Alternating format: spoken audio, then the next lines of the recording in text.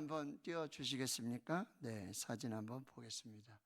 야, 참 행복한 가정이죠? 예. 저기 전주에 팔복산 교회라고 있어요. 임현희 목사님. 저는 잘 모르는데 저를 어떻게 아시고 매달 첫째 날 되시면은 이렇게 사진이라든지 문자라든지 메시지를 보내주세요. 그래서 예수 안에 있는 행복한 우리 가정. 자, 5월에는 여러분 저렇게 입이 이렇게 벌어지고 이빨이 다 보이고 목젖이 다 보여서 너무나 행복하게 함께 웃는 5월이 되시기를 축원합니다. 할렐루야. 예수 안에서 정말 활짝 눈이 다 감길 정도로 저렇게 웃잖아요. 그죠? 그리고 이빨이 다 보이고 목젖이 환히 보일 정도로 뭐가 저렇게 좋은지 그냥 보고만 있어도 아마 할아버지, 할머니 그리고 자녀들, 손자까지 있는 것 같아요. 예수 안에서 이렇게 복되고 행복한 5월 될 수 있기를 주님의 이름으로 축원합니다. 아멘. 우리 사도행전의 말씀을 살펴보고 있는데요. 사도행전 2장 42절에서 47절에 보면 우리가 꿈꾸는 바로 그 교회의 모습을 보았습니다. 초대 교회는 성령 공동체, 말씀 공동체, 예배 공동체, 기도 공동체, 나눔 공동체, 코이노니아 공동체, 그리고 구원하고 전도하는 공동체였습니다. 초대 교회는 한마디로 예수 공동체였습니다. 예수님은 십자가에서 죽으시고 부활하시고 승천하셨지만 예수님이 현현하시고 살아서 역사하시는 예수님만 보이는 그런 교회가 바로 초대교회의 모습이었습니다. 오늘 보면 사도행전 3장은 이 초대교회의 최초의 기적 이야기입니다. 베드로와 요한이 제9시 오후 3시 기도 시간에 성전에 올라가 기도하려고 성전으로 향하고 있는데 그곳 미문이라는 그 문 앞에서 구걸하고 있었던 나면서부터 못 걷게 된 안전뱅이, 구걸하는 그 사람에게 은과 금의 능력이 아니라 나사렛 예수 그리스도의 이름으로 걷게 하고 뛰게 하고 한 번도 들어가 보지 못했던 성전으로 들어가서 하나님을 찬송하는 놀라운 기적의 이야기입니다. 초대교회는 성령으로 말미암아 예수 그리스도의 이름의 능력으로 기사와 표적이 나타나는 기적이 상식이 되는 교회였습니다. 오늘 본문을 통해서 우리 기도를 다시 한번 점검해 보고요. 기도를 다시 배워보고 교회가 되고 기도가 되는 정말 예수 공동체인 교회, 예수 그리스도의 이름에 능력이 나타나는 교회를 꿈꾸며 한번 말씀의 은혜를 나누도록 하겠습니다. 첫째, 우리에게 정기적인 기도 시간이 있는가라고 하는 거죠. 오늘 1절에 제9시 기도 시간이라고 했어요. 유대인들 하루 3번씩 기도하는 시간이 있었어요. 오전 9시, 그리고 낮 12시, 오후 3시 이렇게 시간을 구별해서 정한 시간에 하나님께 기도하는 사람들이었습니다. 이 다니엘의 이야기를 보시면 다니엘 6장 10절에 다니엘은 이 조서의 왕의 도장이 찍힌 것을 알고도 자기 집으로 돌아가서 윗방에 올라가서 예루살렘을 향한 창문을 열고 전에 하던 대로 하루 3번씩 무릎을 꿇고 그의 하나님께 기도하였던 그런 기도의 역사를 볼 수 있어요. 다윗도 기도했어요. 시편 55편 17절에 저녁과 아침과 정오에 내가 근심하여 탄식하리니 여호와께서 내 소리를 들으시리로다. 사도행전 10장에 보면 베드로 이 정오 기도 시간, 낮 12시 기도 시간에 기도하는 중에 뭐요? 환상을 보게 되고 이방인 이달리아 군대 백부장 이 고넬료를 구원하는 놀라운 역사를 경험하게 된다라고 하는 거예요. 독일의 신약학자 요하임 예레미야스는 예수님도 하루에 3번씩 기도하셨을 것이라고 말합니다. 왜요? 예수님도 유대인이셨습니다.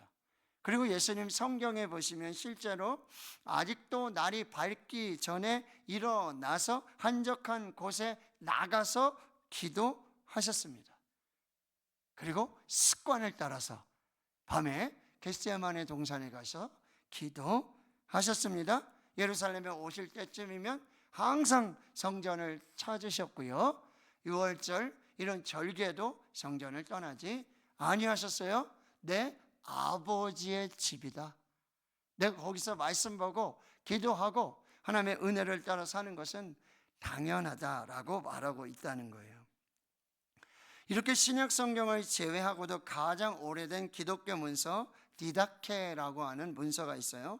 거기 제8장에 당시 성도들에게 하루에 3번 시간을 정해서 주님이 가르치신 기도, 주 기도로 기도하라고 권면하고 있어요.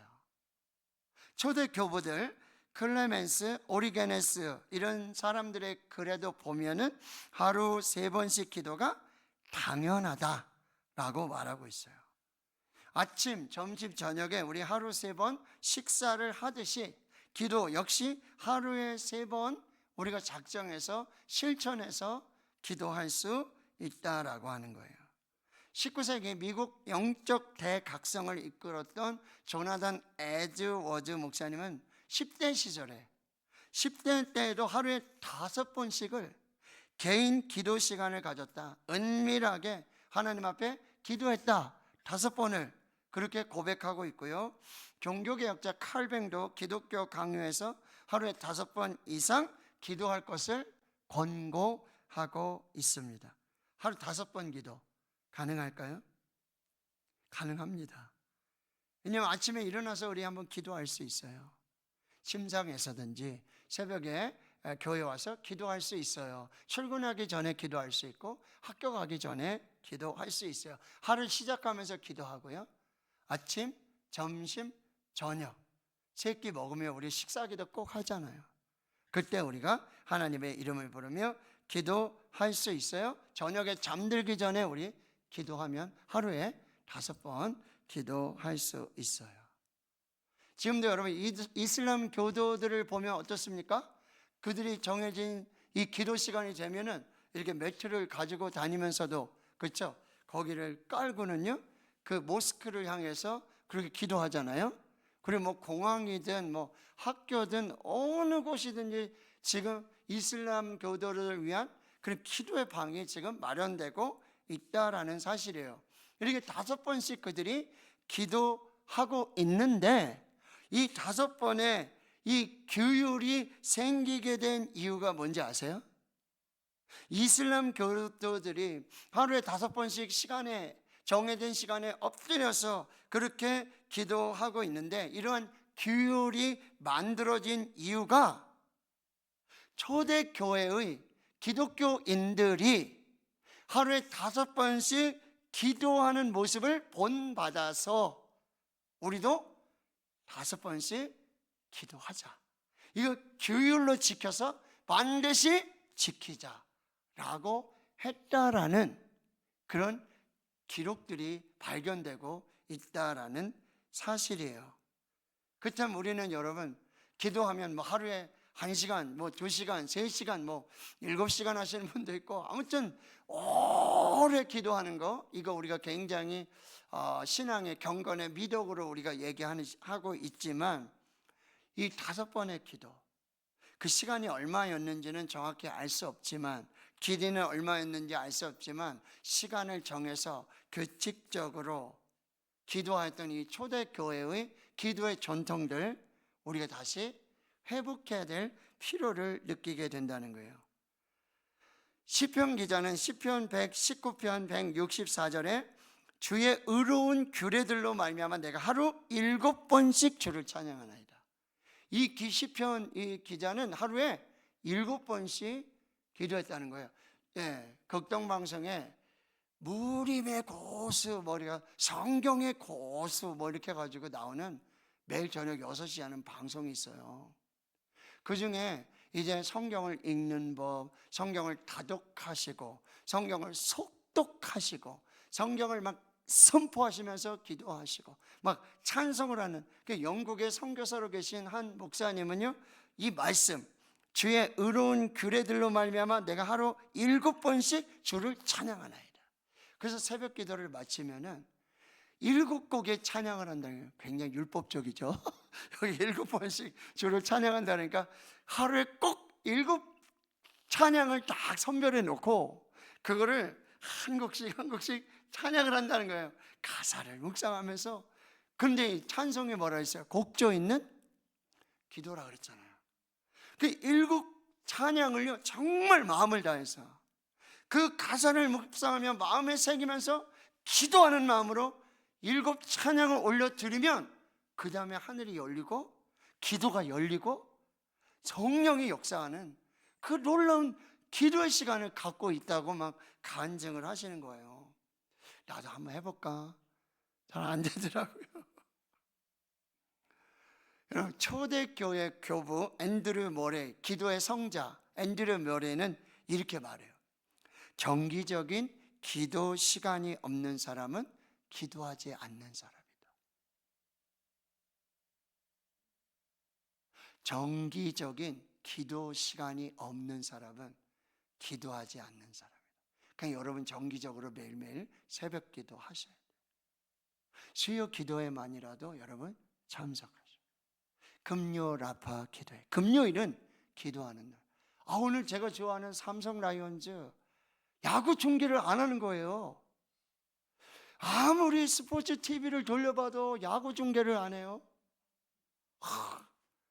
지금 막 지고 있잖아요. 그래도 한 사람이라도 응원을 해야지. 밥 먹는 동안이라도 내가 응원을 해야지 하는데 보니까 KBS 2에서 생중계를 해주는 거예요. 탁 들어보니까 제목이 뭔지 아세요? 불금 야구 이렇게 됐어요. 이야, 이거 이름 잘 졌더라고. 불금 야구. 그러면서 금요일 날은 매주 금요일에는 불금 야구에서 이게 실시간으로 공영방송에서 중계를 해주겠다는 거예요. 근데 제목이 딱 들어왔어요. 불금 야구. 우리 금요일을 뭐라 그래요, 여러분? 불금이라 그러잖아요. 금요일 밤 이 불금. 그래가지고 목사님 언제 기도할 시간이 있습니까? 언제 가서 예배할 시간이 있습니까? 이 불금 금요일에 이 불금 불타는 금요일 이거를. 근데 여러분이 금요일 아파 기도에 이렇게 시간을 정해서 정말 하나님 앞에 기도하는 거, 예배하는 거, 이거 하나님께서 굉장히 기뻐하십니다. 하나님께서 은혜를 주실 줄을 믿습니다. 그래 여러분 정기적인 기도 시간을. 그래서 여러분 이제 저도 하나 하고 있는 게 뭐냐면 휴대폰에 정기적인 알람을 맞춰놔요. 그래서 오전 9시, 낮 12시, 오후 3시, 저녁 6시, 밤 9시 이렇게 3번에 저는 5번을 알람을 맞춰요. 그래서 그때 잠깐이라도 하나님 하고 1분이라도 제가 잠깐 하던 일을 멈추고 하나님 앞에 기도하는 그런 습관들을 버리고 있다라고 하는 거예요. 오늘 기적은요, 제9시 기도 시간. 그리고 두 번째는요, 기도에 동력자가 있느냐라고 질문할 수 있어요. 다시 1절에 보면 제9시 기도 시간에 베드로와 요한이 성전에 올라갑니다. 베드로와 요한 아주 단짝이에요. 영혼의 단짝이고요, 정말 신앙의 단짝이에요. 베드로, 요한. 여러분 이 기도의 단짝이 있잖아요. 다니엘과 세 친구들이 있잖아요. 예수님은 마태복음 18장 20절에 두세 사람이 내 이름으로 모인 곳에 나도 그들 중에 있느니라. 2명만 모여도 3명만 모여도 여러분 디아스포라 유대인들이요 그렇게 회당을 짓는 이유가 뭐였어요? 10명만 모이면 하나님 앞에 예배를 드렸다는 거예요. 말씀을 보고 예배하고 찬송하고 기도하는 시간을 가졌다는 거예요. 여러분, 오늘 우리 금요일 합하기도회 기도하러 갑시다. 같이 기도합시다. 요즘 기도 제목이 있는데 같이 좀 기도해 줬으면 좋겠어요. 당신과 꼭 기도하고 싶습니다. 우리 양재순 권사님, 정기선 집사님 아주 금요일에 기도의 단짝이 되셔서, 그렇죠? 그렇게 함께 기도하는 이 기도의 동역자가 필요하다는 거예요. 기도를 부탁하고 기도를 받고 서로 중보 기도하며 기도의 짐을 함께 나눌 수 있는, 평생에 함께 기도하는 기도의 동역자가 있어야 된다는 거예요. 아말렉과 전쟁에서 여러분, 모세가 하나님의 지팡이를 들고 올라갈 때 함께 올라갔던 아론과 홀과 같이 이 기도의 동역자가 있어야 된다는 거예요. 이렇게 우리 김명희 권사님, 우리 이지혜 집사님, 그렇죠? 여기 시온이가 끼든지 김문식 집사가 끼든지 이렇게 해서 또 두세 사람이 모여서, 그리고 금요일에 우리 원로 장로님, 권사님, 여기는 뭐 대가족이 오잖아요, 그렇죠? 한 10명 가까이 오는 것 같아요. 요즘은 너무 감사한 일이죠. 기도의 동역자, 함께 기도할 때 기적이 나타난다는 거예요. 세 번째는 기도의 장소입니다. 성전에 올라가서 기도했어요. 예수님도요, 너가 기도할 때는 내 골방에 들어가서 문을 닫고 은밀한 중에 계신 내 아버지께 기도하라. 은밀한 중에 보시는 내 아버지께서 갚아주시리라. 할렐루야. 기도의 골방이 필요해요.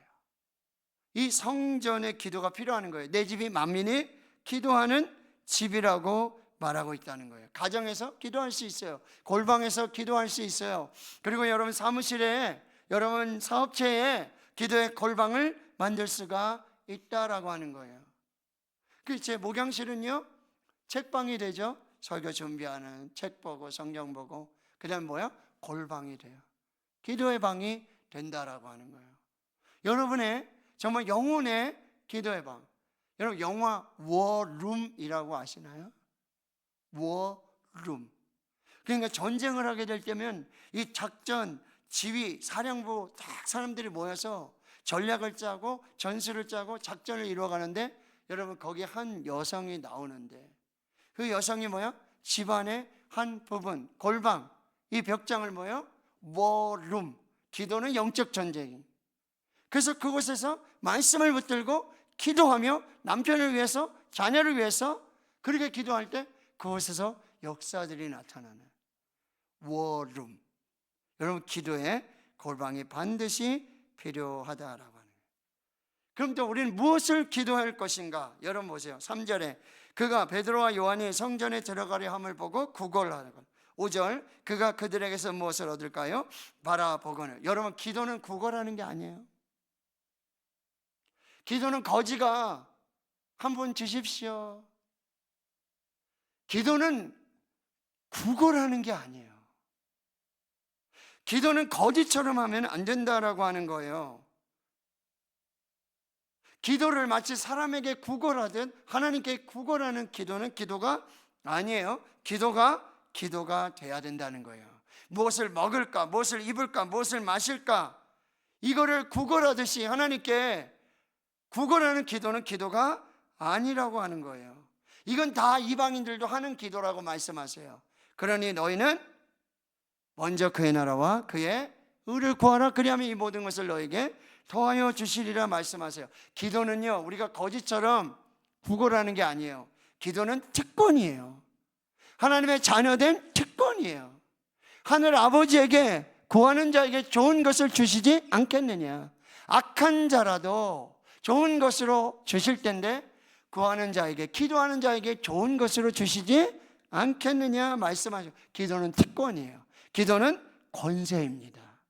기도는 하나님의 자녀된 특권과 그 권세로 기도하는 거예요. 그러므로 너희는 이렇게 기도하라. 하늘에 계신 우리 아버지여. 아버지의 이름을 부르며 기도하고 너희가 악한 자라도 좋은 것으로 자식에게 줄 줄 알거든 하물며 하늘에 계신 너희 아버지께서 구하는 자에게 좋은 것으로 주시지 않겠느냐. 하늘에 계신 너희 아버지, 좋으신 하늘 아버지, 구하는 자에게 좋은 것을 주시는 하늘 아버지께 기도하라. 기도는 특권이고 기도는 권세임을 선포하고 있다라고 하는 거예요. 기도는 나사렛 예수 그리스도의 이름으로 구하는 거예요. 은과 금을 구하는 것이 아니라, 은과 금의 능력을 구하는 것이 아니라 나사렛 예수 그리스도의 이름으로 하늘의 권세와 능력을 구하는 것, 그것이 기도라고 말씀하신다는 거예요. 우리 예수의 피를 힘입어 성소에 들어갈 담력을 얻었어요. 그는 예수 그리스도의 이름으로 그 은혜의 보좌 앞으로 나가서 우리 하나님께 기도해야 한다라고 말씀하고 있다는 거예요. 예수의 이름은 세상의 소망이요, 예수의 이름은 천국의 기쁨 열쇠. 모든 문제의 답은 예수 그리스도 안에 있는 줄을 믿습니다. 오늘 나사렛 예수 그리스도의 이름에 모든 힘의 근원이 있고요, 오늘 나사렛 예수 그리스도의 이름으로 모든 근원이 치료되는 역사가 나타나고, 나사렛 예수 그리스도의 이름으로 천국의 문은 열쇠가 되고, 나사렛 예수 그리스도의 이름이 성전의 문을 여는 열쇠가 되고 있다라고 말하는 거예요. 13세기 중세 스콜라 신학자 토마스 아퀴나스가 교황과 대화를 할 수 있는 기회가 생겼어요. 교황, 세계 각국의 카톨릭 교회 수장이지 않습니까? 그러면 이 헌금이라든지 이게 다 베드로 성당으로 다 모이게 돼요. 그게 모이는 걸 보고 자랑스럽게 얘기를 하는 거예요. 보십시오. 초대 교황이셨던 베드로 사도는 은과 금이 없다고 말했지만, 그렇게 가난했지만, 지금 우리 가톨릭 교회는 하나님이 은혜를 주셔서 축복을 주셔서 이렇게 많은 금은 보화가 있습니다. 그리고 이 굉장히 웅장한 성 베드로 성당을 한번 보십시오 라고 자랑을 하는 거예요. 토마스 아퀴나스가 이렇게 얘기합니다. 교황님, 초대 교회는 온갖 금이 없었습니다. 그러나 나사렛 예수 그리스도의 이름으로 걸으라고 안전베개에 명령할 때 나사렛 예수 그리스도의 이름의 능력이 나타났던 교회였습니다. 근데 보십시오. 오늘날의 교회는 아름답고 엄청난 크기, 규모, 성당, 이 금, 기둥, 대리석, 수많은 신도들까지 가지고 있습니다. 은과 금이 이렇게 넘쳐납니다. 그러나 초대 교회에 가졌던 나사렛 예수 그리스도의 이름의 능력이 사라지고 있다라고 말하는 거예요. 너희가 내 이름으로 무엇을 구하든지 내가 행하리니 이는 아버지로 하여금 아들로 말미암아 영광을 받으시게 하려 함이라. 내 이름으로 무엇이든지 내가 구하면 내가 행하리라. 너희가 무엇이든지 아버지께 구하는 것을 내 이름으로 주시리라. 지금까지는 너희가 아무것도 구하지 아니하였으나 구하라 그리하면 받으리니 너희 기쁨이 충만하리라. 할렐루야. 제가 국민일보를 보면서 요즘 읽었던 조금 도전이 됐던 기사 하나가 있어요. 경기도 안산에 제가 살았던 곳이죠. 순복음 안디옥교회 박찬선 목사님이 계시고, 여러분 진정주 사모님, 그 약사하시는 단예기도에 간증 오셨던 그분 여러분 기억하시죠? 2002년도에 4월에 교회를 개척하는데 교회 숫자가 30명에서 왔다 갔다 하는 거예요. 조금 늘어나치면 또 떨어졌다가 30명, 여기를 넘지 못하는 거예요. 한 15년을 그렇게 가는데 이 사모님이 목사님께 하루는 이렇게 말씀드려요. 목사님, 이제 기도의 연료를 바꿔야 될 때가 온 것 같아요. 비행기는 자동차 연료로 날 수가 없어요. 자동차 연료 가지고는 비행기를 띄울 수가 없어요. 기도의 연료를 바꿔야 될 때가 온 것 같아요. 근데 이 목사님이 사모님의 말을 듣고는 이게 하나님 메시지구나. 기도를 바꿔라. 뭘 바꿔야 될까? 어떻게 바꿔야 될까? 그런데 여러분, 기도를 바꾸고 나서 그 목회 현장, 그리고 삶의 현장에 그 사모님이 약국을 하는데 월세 40만 원 못 내가지고 맨날, 근데 기도를 바꾸고 나서는 연 매출액이 200억이래요. 놀라지도 않으시네요. 교회는요 급속도로 성장하고 하면 놀라운 역사들이 나타나게 된다라고 하는 거예요. 그 책을 쓴 게 판을 바꾸는 기도 특강. 판을 바꾸는 기도 특강. 세 가지를 바꿔서 기도하자. 근데 이게 다 알고 있는 얘기. 근데 순종하지 않고 실천하지 않는 거예요. 첫 번째가 뭐예요? 시간을 정해라.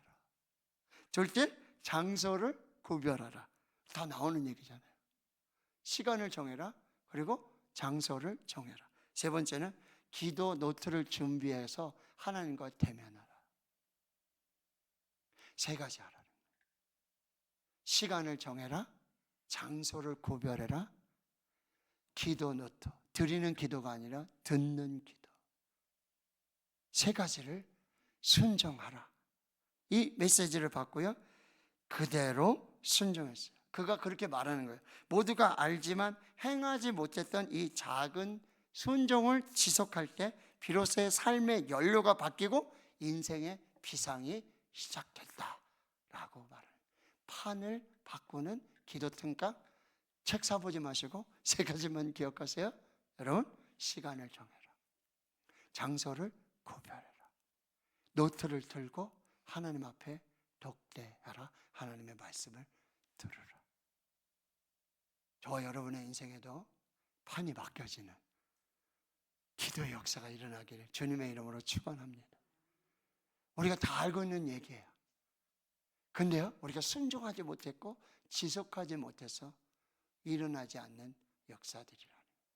오늘 우리 다시 한번 기도의 시간을 정하고 기도의 동력자를 세우고 기도의 장소를 정하면서 이제 우리 구걸하는 기도, 거지 기도가 아니라 하나님의 자녀된 특권과 그 권세를 가지고 나사렛 예수 그리스도의 이름으로 기도하는 놀랍고 놀라운 기적이 시작되는 저와 여러분 될 수 있기를 주님의 이름으로 축원합니다. 아멘.